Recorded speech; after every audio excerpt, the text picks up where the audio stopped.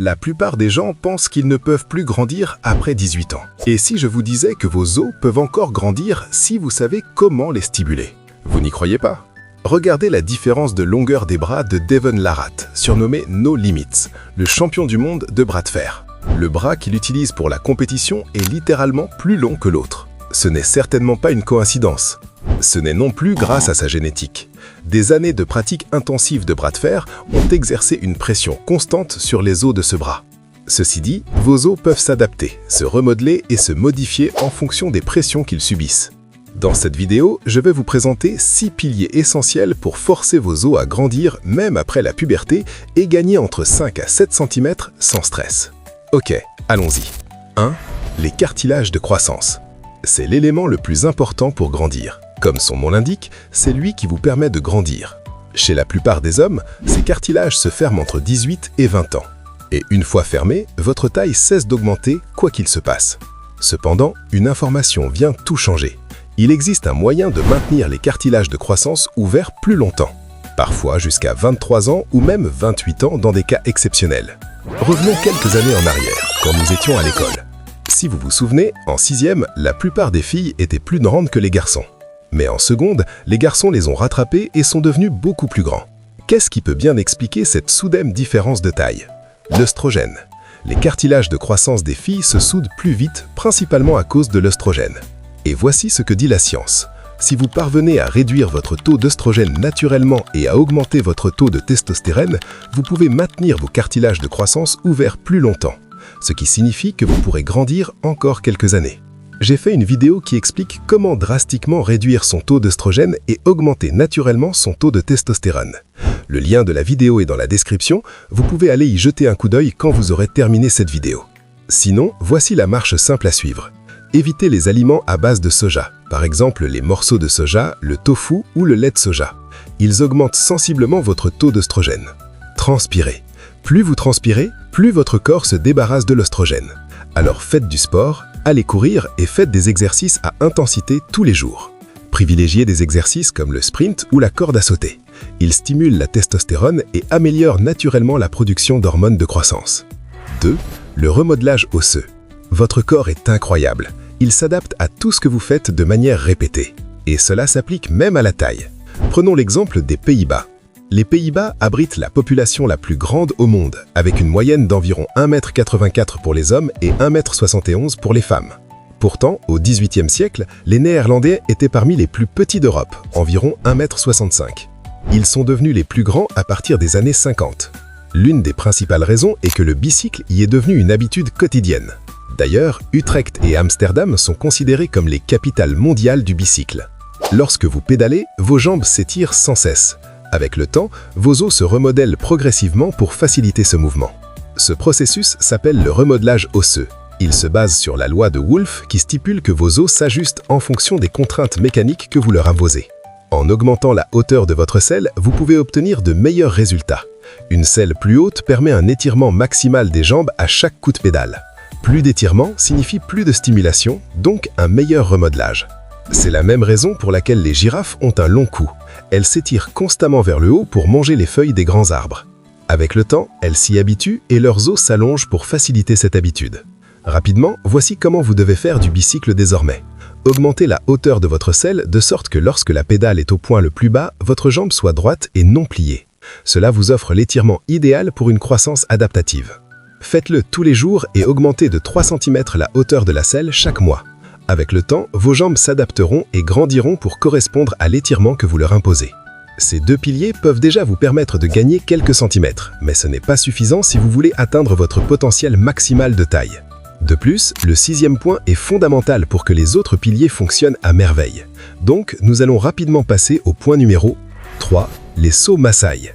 La tribu Maasai du Kenya est surtout connue pour sa grande taille et ses sauts verticaux impressionnants. La taille moyenne des Maasai est de 1,87 m pour les hommes et 1,75 m pour les femmes. Et ceci est dû à leurs sauts fréquents.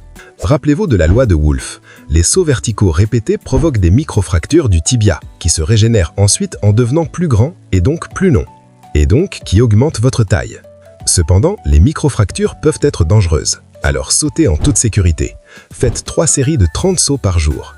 Combiné au bicycle, vous pouvez facilement gagner 7 à 10 cm à tout âge, car cela stimule la croissance osseuse sans que les cartilages de croissance ne soient ouverts. 4. Les exercices osseux. Faire les sauts Masai est bien, mais vous devez les combiner avec d'autres exercices spécifiques pour obtenir de meilleurs résultats. Par exemple, imaginez que vos os sont micro-fracturés et doivent grandir, mais que vous êtes debout. Votre corps exerce une force vers le bas sur le tibia en raison de la gravité. Cela va provoquer un élargissement de l'os et non une augmentation de sa longueur. Alors comment obtenir une croissance verticale en étirant les os après avoir provoqué des micro-fractures? Attachez des poids aux chevilles et suspendez-les au-dessus du lit en position allongée. Cet exercice étire les os et favorise la croissance verticale. Utilisez les poids pendant environ 1 heure, puis dormez immédiatement. Si vous restez debout, les os se comprimeront, ce qui empêchera la croissance verticale. Faites 6 séries de sprints de 30 secondes chacune.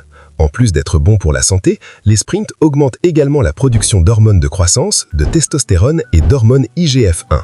Vous pouvez également pratiquer des sports explosifs comme le basketball et le volleyball, car ces 2 sports combinent sauts répétés, efforts explosifs et coordination totale du corps. Ces exercices aident le corps à atteindre son potentiel génétique maximal. 5. La nutrition. Un homme sud-coréen mesure en moyenne 1,75 m, tandis qu'un homme nord-coréen mesure en moyenne 1,65 m. Cela représente une différence de 10 cm de taille malgré un patrimoine génétique presque identique. La raison? Un accès différent à la nourriture. Vos os ne peuvent pas grandir s'ils ne reçoivent pas les nutriments et les sels minéraux nécessaires. Commençons par les protéines. Les protéines ne servent pas uniquement à la croissance musculaire, elles fournissent aussi les acides aminés nécessaires à la construction et à la réparation du tissu osseux, notamment au niveau des cartilages de croissance. Une étude récente a mis en évidence une corrélation directe entre l'apport de protéines et la croissance. A l'inverse, sans suffisamment de protéines, votre corps est incapable de construire de nouveaux tissus osseux et donc ne peut pas grandir. C'est pourquoi vous devriez consommer au moins 1,5 g de protéines par kilogramme de poids corporel chaque jour. Les Maasai consomment beaucoup de viande rouge tous les jours. Mais les protéines seules ne suffisent pas. Votre corps a besoin de quelques alliés pour grandir, notamment le lait. Et comme par hasard, on retrouve le pays avec la population la plus grande au monde, les Pays-Bas. C'est l'un des plus grands consommateurs de produits laitiers dans le monde. Ces produits sont riches en calcium, indispensable pour le développement et le renforcement de l'os. Votre apport en calcium à lui seul peut faire une différence allant jusqu'à 6 cm en taille. Les meilleures sources de calcium sont le lait, le fromage, le yaourt et les légumes verts à feuilles comme le cale et le brocoli. Si vous ne parvenez pas à atteindre vos besoins en calcium uniquement par l'alimentation, vous pouvez considérer de prendre un complément alimentaire. Il y a aussi le zinc. Des études ont montré qu'un supplément en zinc peut augmenter la vitesse de croissance jusqu'à 0,4 cm par mois. Cela représente presque 5 cm de croissance supplémentaire par an que vous perdez si vous n'en consommez pas suffisamment. Le zinc aide votre corps à produire et à activer les ostéoblastes, les cellules qui construisent la masse osseuse.